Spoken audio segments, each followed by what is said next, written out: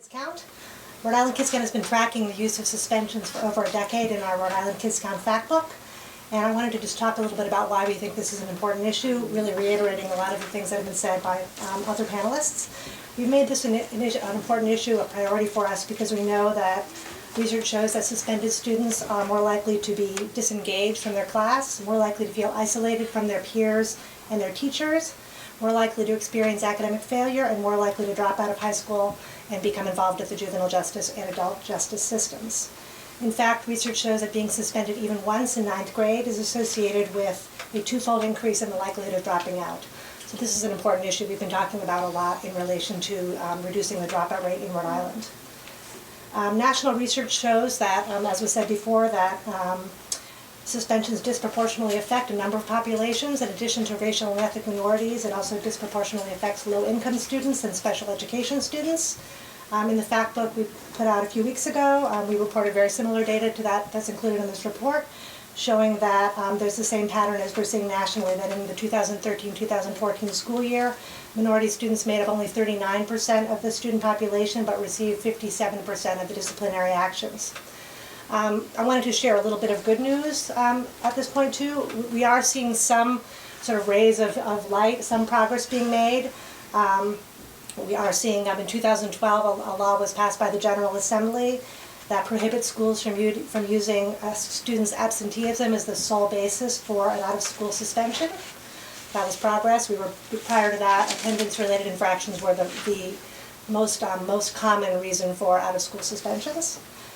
We are seeing a trend away from using out-of-school suspensions and towards in-school suspensions and other strategies to address discipline issues.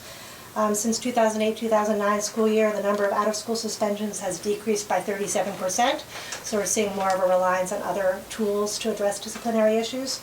And we are seeing some really great progress being made in individual school districts like Central Falls that have instituted restorative justice practices and other evidence-based disciplinary practices such as positive behavioral interventions and supports that really focus on promoting positive behavior and limit the use of suspensions.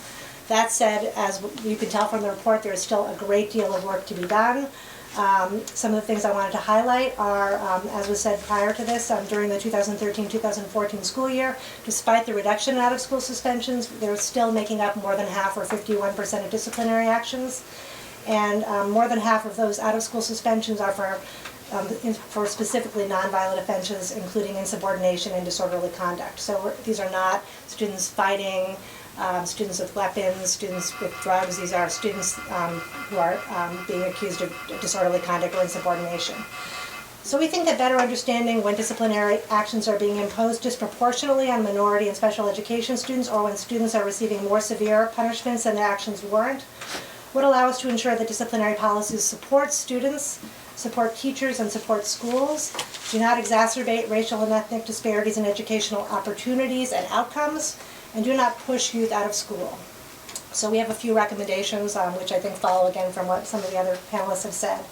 First of all, we support the bill that was talked about, which is House Bill 5383 and Senate Bill 299, that would require that superintendents or their designees review their district's school discipline data on an annual basis to determine if discipline is being imposed disproportionately by race, ethnicity, or disability status, and that they appropriately respond to those findings.